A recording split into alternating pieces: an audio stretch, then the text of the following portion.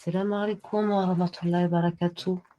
Alors, nous allons continuer la lecture de la sourate Al-Baqarah. Donc, c'est la troisième partie, à partir de l'ayat 197. Bismillah ar-Rahman ar-Rahim, a'udhu billahi minash shaitanir rajim. Le pèlerinage a lieu dans des mois connus. Si l'on se décide de l'accomplir, alors point de rapport sexuel, point de perversité, point de dispute pendant le pèlerinage. Et le bien que vous faites, Allah le sait. Et prenez vos provisions. Mais vraiment, la meilleure provision est la piété. Et redoutez-moi, ô doué d'intelligence. Ce n'est pas un péché que d'aller en quête de quelque grâce de votre Seigneur. Puis, quand vous vous déferlez depuis Arafat, invoquez Allah.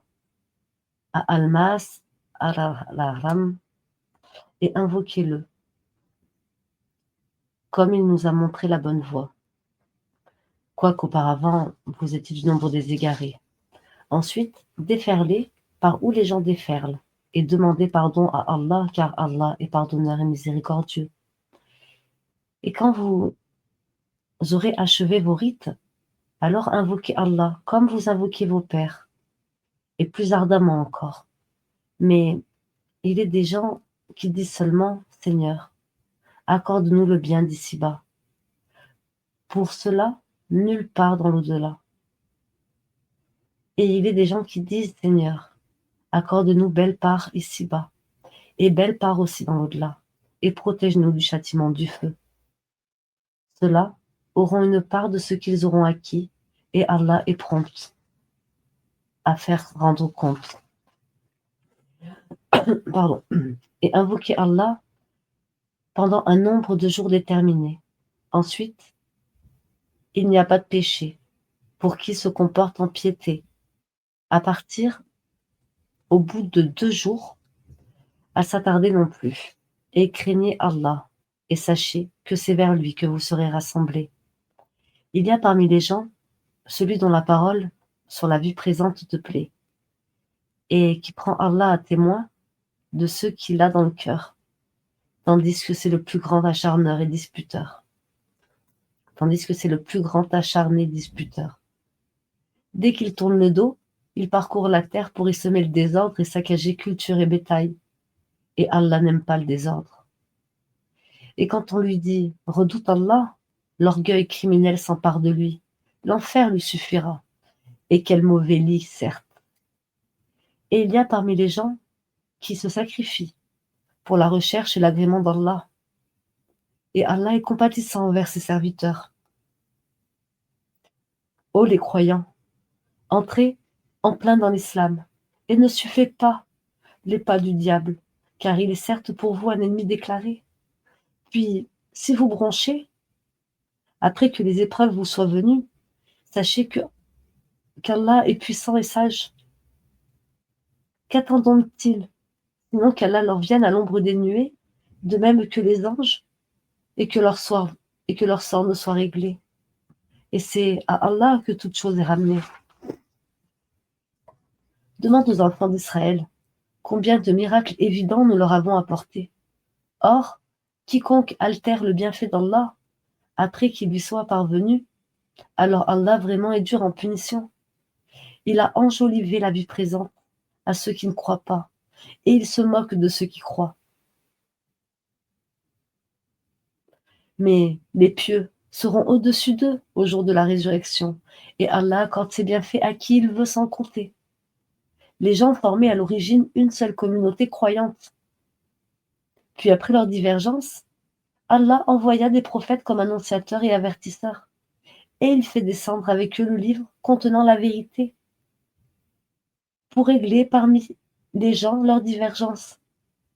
Mais ce sont ceux-là même à qui il avait été apporté qui se mirent à en disputer. Après que les preuves furent connues, après que les preuves furent venues, par esprit de rivalité.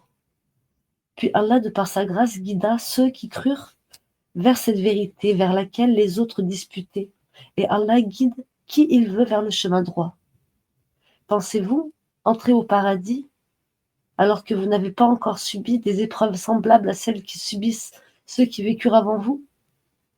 Misère et maladie les avaient touchés, et ils furent secoués jusqu'à ce que le messager, et avec lui ceux qui avaient cru, se fussent écriés: Quand viendra le secours d'Allah?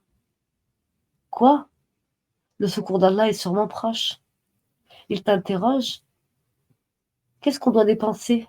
Dis: Ce que vous dépensez de bien devait être pour les mères et pères, les proches, les orphelins, les pauvres, les voyageurs indigents. Et tout ce que vous faites de bien, vraiment Allah le sait. Le combat vous a été prescrit alors qu'il vous est désagréable. Or, il se peut que vous ayez de l'aversion pour quelque chose alors qu'elle vous est un bien, et il se peut que vous aimiez une chose alors qu'elle vous est mauvaise. C'est Allah qui sait, alors que vous ne savez pas. Il t'interroge sur le fait de faire la guerre pendant les mois sacrés.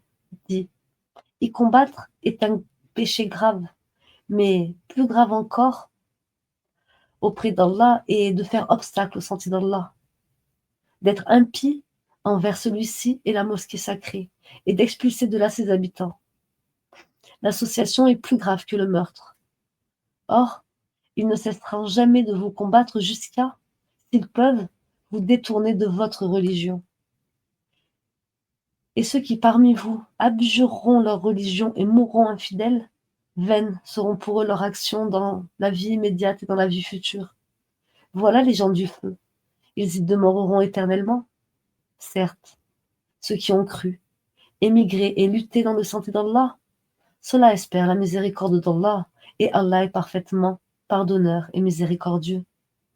Il t'interroge sur le vin et les jeux de hasard. Dis: dans les deux, il y a un grand péché et quelques avantages pour les gens. Mais dans les deux, le péché est plus grand que l'utilité. Et il t'interroge: que doit-on dépenser en charité? Dis: l'excédent de vos biens. Ainsi, Allah vous explique ces versets afin que vous méditiez sur ce monde et sur l'au-delà. Et il t'interroge au sujet des orphelins. Dis: leur faire du bien est la meilleure action. Si vous vous mêlez à eux, ce sont alors vos frères en religion. Allah distingue celui qui sème le désordre et celui qui fait le bien. Et si Allah aurait voulu, il aurait accablé, il vous aurait accablé, certes. Allah est puissant et sage. Et n'épousez pas les femmes associatrices tant qu'elles n'auront pas foi. Et certes, une esclave croyante vaut mieux qu'une associatrice, même si elle vous enchante. Et ne donnez pas d'épouse aux associateurs tant qu'ils n'auront pas la foi. Et certes, un esclave croyant vaut mieux qu'un associateur, même s'il vous enchante. Car cela, les associateurs, invitent au feu, tandis qu'Allah invite, de par sa grâce, au paradis et au pardon. Et il expose aux gens ses enseignements, afin qu'ils se souviennent. Et il t'interroge sur les menstruations des femmes. Dis: c'est un mal.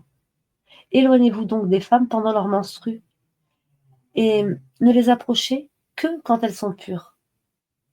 Quand elles sont purifiées, alors cohabitez avec elles, suivant les prescriptions d'Allah, car Allah aime ceux qui se repentent, et il aime ceux qui se purifient.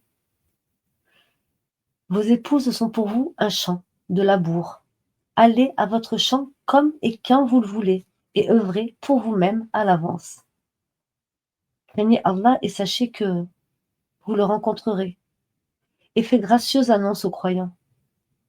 Et n'usez pas du nom d'Allah dans vos serments, pour vous dispenser de faire le bien, d'être pieux et de réconcilier les gens.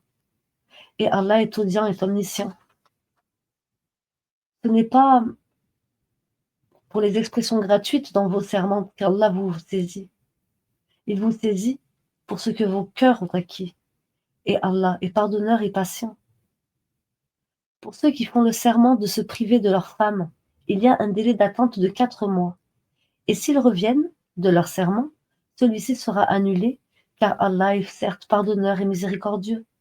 Mais S'il se décide au divorce, celui-ci devient exécutoire, car Allah est certes audient et omniscient, et les femmes divorcées doivent observer un délai d'attente de 3 menstrues, et il ne leur est pas permis de taire ce qu'Allah a créé dans leur ventre, si elles croient en Allah et au jour dernier. Et leurs époux seront plus en droit de les reprendre pendant cette période, s'ils veulent la réconciliation. Quant à elles ont des droits équivalents à leurs obligations conformément à la bienséance, mais les hommes ont cependant une prédominance sur elles, et Allah est puissant et sage. Le divorce est permis pour seulement 2 fois, alors c'est soit la reprise conformément à la bienséance, ou la libération avec gentillesse. Et il ne vous est pas permis de reprendre quoi que ce soit de ce que vous leur aviez donné, à moins que tous deux ne craignent ne pas pouvoir se conformer aux ordres imposés par Allah. Si donc que vous craignez que tous deux ne puissent se conformer aux ordres d'Allah, alors ils ne commettent aucun péché. Si la femme se rachète avec quelques biens, voilà les ordres d'Allah, ne les transgressez donc pas. Et ceux qui transgressent les ordres d'Allah sont ceux qui sont les injustes. S'il divorce avec elle, la 3e fois, alors elle ne lui sera plus licite, tant qu'elle n'aura pas épousé un autre. Et si ce dernier la répudie, alors les deux ne commettent aucun péché en reprenant leur vie commune, pourvu qu'ils pensent pouvoir tous deux se conformer aux ordres d'Allah. Voilà les ordres d'Allah qu'il expose aux gens qui comprennent. Et quand vous divorcez qu'avec vos épouses et que leur délai expire, alors reprenez-les conformément à la bienséance et libérez-les conformément à la bienséance. Mais ne les retenez pas pour leur faire du tort. Vous transgresseriez. Alors et quiconque agit ainsi se fait du tort à lui-même. Ne prenez pas en moquerie les versets d'Allah et rappelez-vous le bienfait d'elle envers vous, ainsi que le livre et la sagesse qu'il vous a fait descendre, par lequel il vous exhorte, et craignez Allah et sachez qu'Allah est omniscient. Et quand vous divorcez d'avec vos épouses et que leur délai expire, alors ne les empêchez pas de renouer avec leur époux. S'ils s'agréent l'un l'autre et conformément à la bienséance, voilà à quoi est exorcé celui d'entre vous qui croit et en Allah et au jour dernier. Ceci est plus décent et plus pur pour vous. Et Allah sait alors que vous ne savez pas. Et les mères qui veulent donner un allaitement complet allaiteront leur bébé 2 ans complets. Au père de l'enfant de les nourrir et vêtir de manière convenable. Nul ne doit supporter plus que ses moyens. La mère n'a pas à subir de dommages à cause de son enfant, ni le père à cause de son enfant. Même obligation pour l'héritier. Et si, après s'être consultés, tous deux tombent d'accord pour décider le sevrage, nul grief à leur faire. Et si vous voulez mettre vos enfants en nourrice, nul grief à vous faire non plus, à condition que vous acquittez la rétribution convenue, conformément à l'usage. Et craignez Allah et sachez qu'Allah observe ce que vous faites. Ceux des vôtres que la mort frappe et qui laissent des épouses, celles-ci doivent observer une période d'attente de 4 mois et 10 jours. Passé ce délai, on ne vous reprochera pas la façon dont elles disposeront d'elles-mêmes d'une manière convenable. Allah est parfaitement connaisseur de ce que vous faites. Et on ne vous reprochera pas de faire aux femmes allusion à une proposition de mariage ou d'en garder secrète l'intention. Allah sait que vous allez songer à ces femmes. Mais ne leur promettez rien secrètement, sauf à leur dire des paroles convenables. Il ne vous décidez au contrat de mariage qu'à l'expiration du délai prescrit. Et sachez qu'Allah sait ce qu'il y a dans vos âmes. Prenez donc garde à lui. Et sachez aussi qu'Allah est pardonneur et plein de mansuétude. Vous ne faites point de péché en divorçant avec des épouses que vous n'avez pas touchées et à qui vous n'avez pas fixé leur mare. Donnez-leur toutefois l'homme aisé selon sa capacité, l'indigent selon sa capacité, quelque bien convenable dont elles puissent jouir. C'est un devoir pour les bienfaisants. Et si vous divorcez d'avec elles sans les avoir touchées, mais après fixation de leur mare, versez-leur alors la moitié de ce que vous avez été fixé, à moins qu'elles ne s'en désistent, ou que ne se désiste celui entre les mains de qui est la conclusion du mariage. Le désistement est plus proche de la piété. Et n'oubliez pas votre faveur mutuelle, car Allah voit parfaitement ce que vous faites. Soyez assidus aux salats et surtout la salate médiane. Et tenez-vous debout devant Allah avec humilité. Mais si vous craignez un grand danger, alors priez en marchant ou sur vos montures. Puis, quand vous êtes en sécurité, invoquez Allah comme il vous a enseigné de ce que vous ne saviez pas. Ceux d'entre vous que la mort frappe et qui laissent des épouses doivent laisser un testament en faveur de leurs épouses, pourvoyant à 1 an d'entretien sans les expulser de chez elles. Et si ce sont elles qui partent, alors on ne vous reprochera pas ce qu'elles font de convenable pour elles-mêmes. Allah est puissant et sage. Les divorcés ont droit à la souffrance. Les divorcés ont droit à la jouissance d'une allocation convenable, constituant un devoir pour les pieux. C'est ainsi qu'Allah vous explique ces versets, afin que vous raisonniez. N'as-tu pas vu ceux qui sortirent de leur demeure? Il y avait des milliers d'entre eux. Par crainte de la mort, n'as-tu pas vu ceux qui sortirent de leur demeure? Il y en avait des milliers par crainte de la mort. Puis Allah leur dit, mourez. Après quoi, il leur renda la vie. Certes, Allah est étendeur de la faveur envers les gens, mais la plupart des gens ne seront pas reconnaissants. Et combattez dans le sens d'Allah et sachez qu'Allah est audient et omniscient. Quiconque prête allégeance à Allah de bonne grâce, il lui rendra multiplié. Plusieurs fois, Allah restreint ou étend ses faveurs, et c'est à lui que, que vous retournerez. N'as-tu pas su l'histoire des notables parmi les gens d'Israël, lorsque, après Moïse, ils dirent aux prophètes, à eux, désigne-nous un roi que nous combattions dans le sein d'Allah. Il dit, et si vous ne vous combattez pas, quel est le combat vous serez prescrit? Ils dirent, et qu'aurons-nous à ne pas combattre dans le sang d'Allah alors qu'on nous a expulsés de nos maisons et qu'on a capturé nos enfants? Et quand le combat leur fut prescrit, ils tournèrent le dos, sauf un petit nombre d'entre eux. Ah, Allah connaît bien les injustes.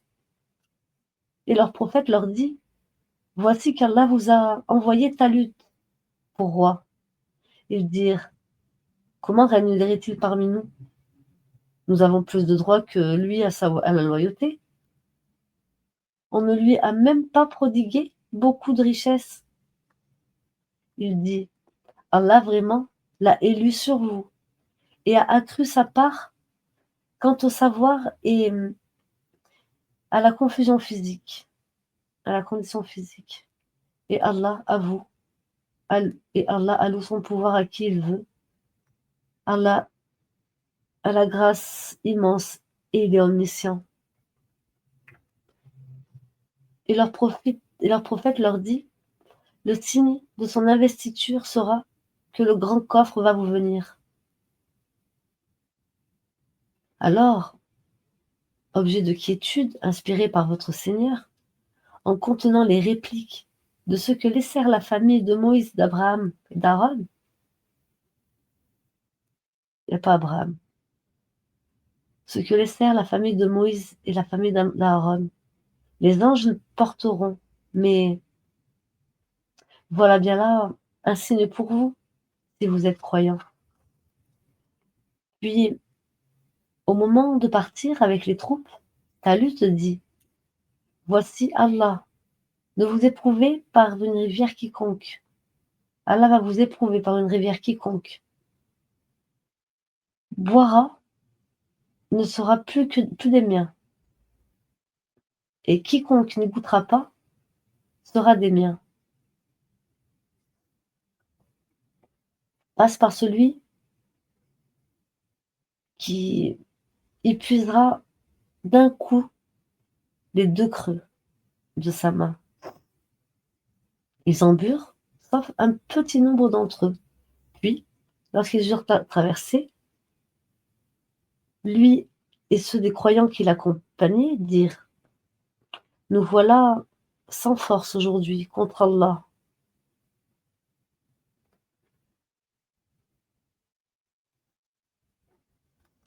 Nous voilà sans force aujourd'hui contre Goliath et ses troupes. Ceux qui avaient convaincu qu'ils auront à rencontrer Allah dirent: Combien de fois une troupe peu nombreuse a par la grâce d'Allah, vaincu un troupe très nombreux. Allah est avec les endurants.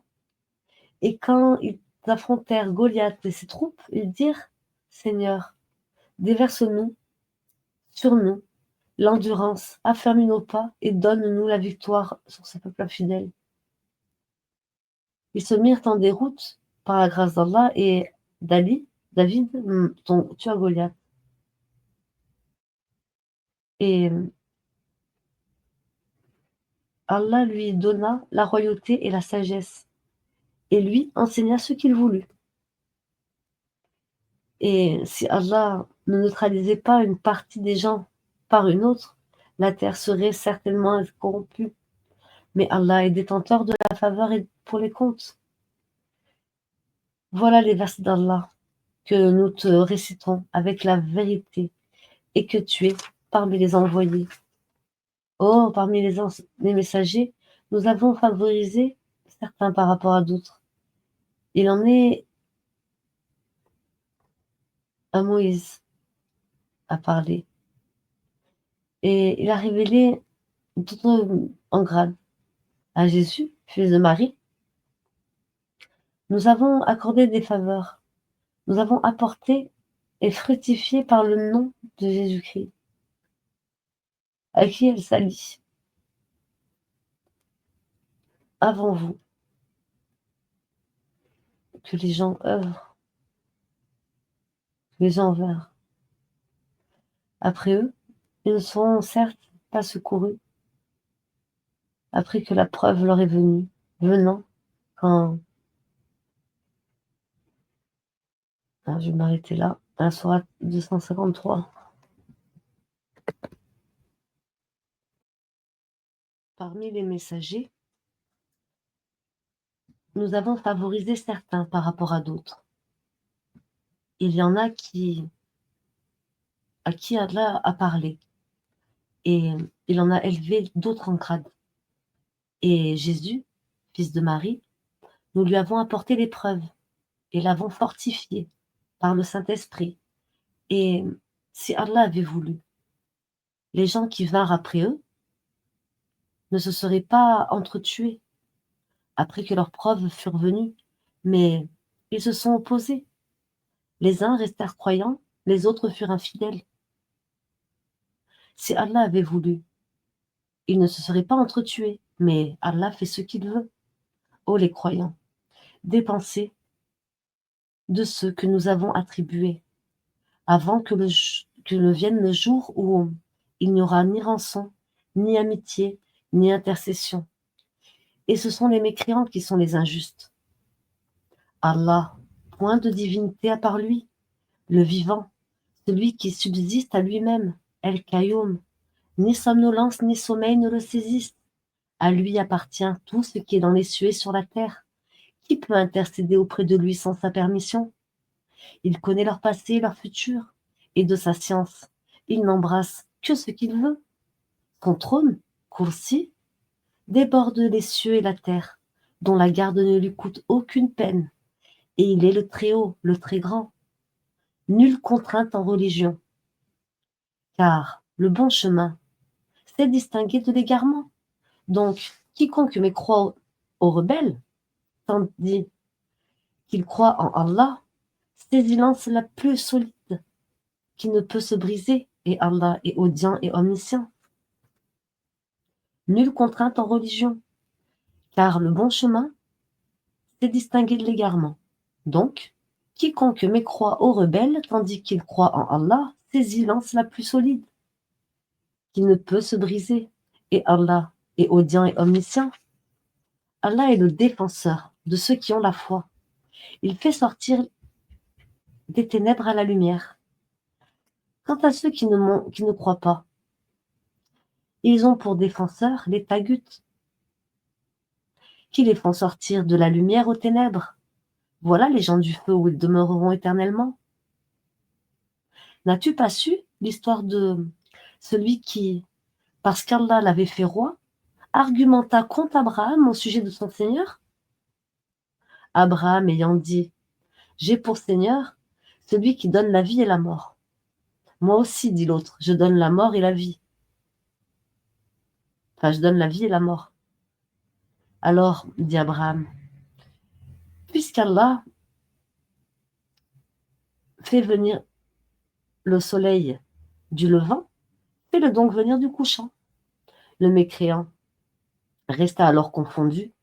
Allah ne guide pas les gens injustes.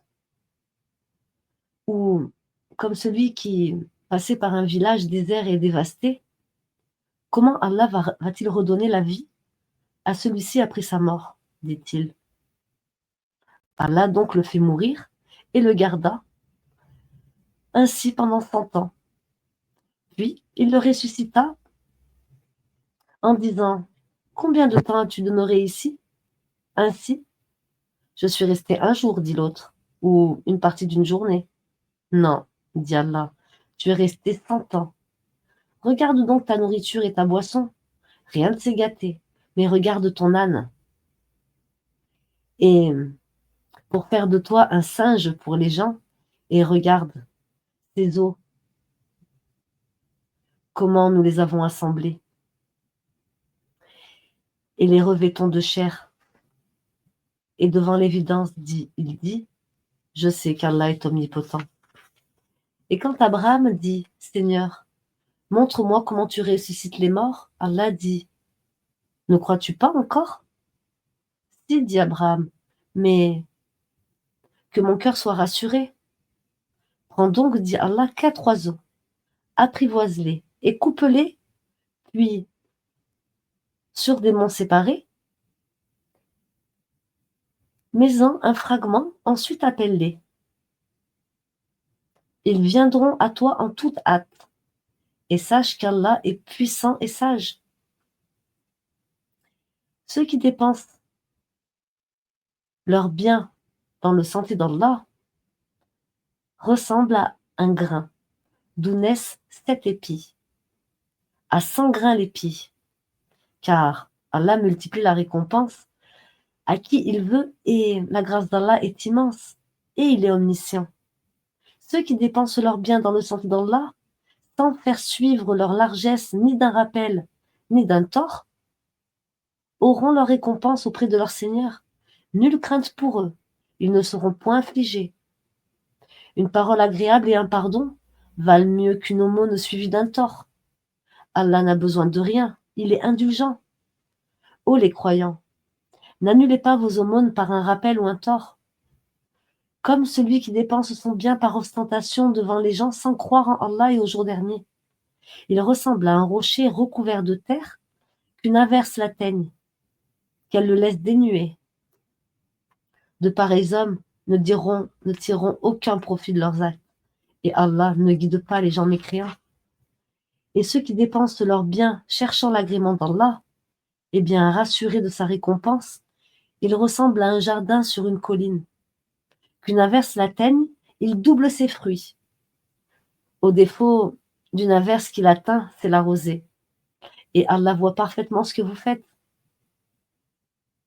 L'un de vous aimerait-il avoir un jardin de dattiers et de vignes sous lesquels coulent les ruisseaux et qui lui donneront toute espèce de fruits? que la vieillesse le rattrape, tandis que ses enfants sont encore petits, et qu'un tourbillon contenant le feu s'abatte sur leur jardin et le brûle? Ainsi Allah vous explique les signes afin que vous méditiez. Ô les croyants, dépensez des meilleures choses que vous avez gagnées et des récoltes que nous avons fait sortir de la terre pour vous. Et ne vous tournez pas vers ce qui est vil pour en faire dépense. Ne donnez pas ce que vous-même n'accepteriez qu'en fermant les yeux. Et sachez qu'Allah n'a besoin de rien et qu'il est digne de louange.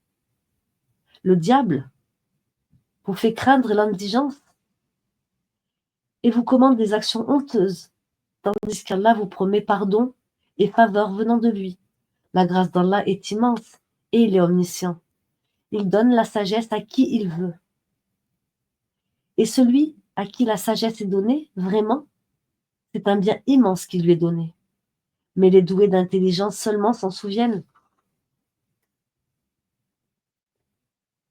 Quelles que soient les dépenses que vous faites et le vœu que vous avez voué, Allah le sait. Et pour les injustes, pas de secoureur. Si vous donnez ouvertement vos aumônes, c'est bien. C'est mieux encore pour vous si vous êtes discret avec elles et vous les donniez aux indigents. Allah effacera une partie de vos méfaits. Allah est parfaitement connaisseur de ce que vous faites. Et ce n'est pas à toi de les guider vers la bonne voie, mais c'est Allah qui guide qui il veut. Et tout ce que vous dépensez de vos biens sera à votre avantage. Et vous ne dépensez que pour la recherche de la face d'Allah. Et tout ce que vous dépensez de vos biens dans les bonnes œuvres vous sera récompensé pleinement. Et vous ne serez pas lésés. Ô nécessiteux qui se sont confinés dans le sentier d'Allah, ne pouvant pas parcourir le monde, et que l'ignorant croit riche parce qu'ils ont honte de mendier, tu les reconnaîtras à leur aspect. Ils n'importunent personne en mendiant. Et tout ce que vous dépensez de vos biens, Allah le sait parfaitement. Ceux qui de nuit et de jour, en secret et ouvertement, dépensent leurs biens dans de bonnes œuvres, ont leur salaire auprès de leur Seigneur. Ils n'ont rien à craindre et ils ne seront point affligés. Ceux qui mangent pratiquent de l'intérêt usurier, ne se tiennent au jour du jugement dernier que comme se tient celui que le toucher de Satan a bouleversé. Cela parce qu'ils disent le commerce est tout à fait comme l'intérêt, alors qu'Allah a rendu licite le commerce et illicite l'intérêt. Celui donc qui cesse, dès que lui est venue une exhortation de son Seigneur, peut conserver ce qu'il a acquis auparavant, et son affaire dépend d'Allah. Mais quiconque récidive, alors les voilà les gens du feu, ils y demeureront éternellement. Allah anéantit l'intérêt usurier et fait fructifier les aumônes. Et Allah n'aime pas le mécréant pécheur. Ceux qui ont la foi ont fait de bonnes œuvres, accompli la salat et acquitté la zakat, auront certes leur récompense auprès de leur Seigneur. Pas de crainte pour eux, et ils ne seront point affligés. Ô les croyants, craignez Allah et renoncez au reliquat de l'intérêt usurier si vous êtes croyants. Et si vous ne le faites pas, alors recevez l'annonce d'une guerre de la part d'Allah et de son messager. Et si vous vous repentez, vous aurez vos capitaux. Vous ne léserez personne et vous ne serez point lésés. À celui qui est dans la gêne, accordez un sursis jusqu'à ce qu'il soit dans l'aisance. Mais il est mieux pour vous de faire remise de la dette par charité si vous saviez.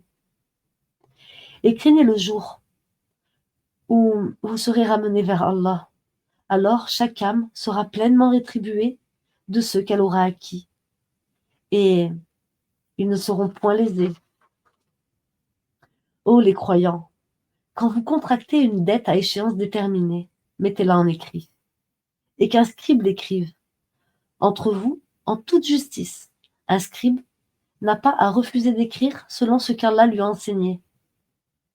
Qu'ils écrivent donc, et que dicte le débiteur, qu'il craigne Allah son Seigneur, et se garde d'en rien diminuer.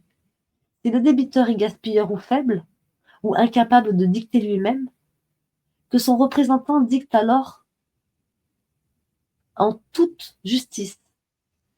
Faites-en témoigner par 2 témoins d'entre vos hommes, et à défaut de 2 hommes, un homme et 2 femmes, d'entre ceux que vous agréez comme témoins, en sorte que si l'une d'elles s'égare, l'autre puisse lui rappeler, et que les témoins ne refusent pas quand ils sont appelés. Ne vous lassez pas d'écrire la dette, ainsi que son terme, qu'elle soit petite ou grande, c'est plus équitable auprès d'Allah, et plus droit pour le témoignage, et plus susceptible d'écarter les doutes. Mais il s'agit d'une marchandise présente que vous négociez entre vous. Dans ce cas, il n'y a pas de péché à ne pas l'écrire. Mais prenez du témoin lorsque vous faites une transaction entre vous, et qu'on ne fasse aucun tort à aucun scribe ni à aucun témoin. Si vous le faisiez, cela serait une perversité en vous, et craignez Allah. Alors Allah vous enseigne, et Allah est omniscient. Mais si vous êtes en voyage et ne trouvez pas de scribe, un gage reçu suffit. Il y aura entre vous une confiance réciproque, que celui à qui on a confié quelque chose la restitue, et qu'il craigne Allah au Seigneur. Et ne cachez pas le témoignage. Quiconque le cache a, certes, un cœur pécheur. Allah, de ce que vous faites, est omniscient. C'est à Allah qu'appartient tout ce qui est dans les cieux et sur la terre. Que vous manifestiez ce qui est en vous, ou que vous le cachiez. Allah vous en demandera compte, puis il pardonnera à qui il veut, il châtiera qui il veut, et Allah est omniscient. Le messager a cru en ce qu'on a fait descendre vers lui, venant de son Seigneur, et aussi les croyants. Tous ont cru en Allah, en ses anges, en ses livres et en ses messagers, en disant « Nous ne faisons aucune distinction entre ces messagers. » Et ils ont dit « Nous avons entendu et obéi. Seigneur, nous implorons ton pardon. C'est à toi que sera le retour. » Allah n'impose à aucune âme une charge supérieure à sa capacité. Elle sera récompensée du bien qu'elle aura fait, punie du mal qu'elle aura fait. Seigneur, ne nous châtie pas s'il nous arrive d'oublier ou de commettre une erreur. Seigneur, ne nous charge pas d'un fardeau lourd comme tu as chargé ceux qui vécurent avant nous. Seigneur, ne leur impose pas ce que nous ne pouvons supporter. Efface nos fautes, pardonne-nous et fais-nous miséricorde. Tu es notre maître. Accorde-nous donc la victoire sur le peuple infidèle. Voilà pour la fin de la sourate El-Baqarah, qui, je vous le rappelle, est le sommet du Coran. Je vous souhaite à tous une bonne journée. Assalamu alaikum wa rahmatullahi wa barakatuh. À bientôt, Inch'Allah.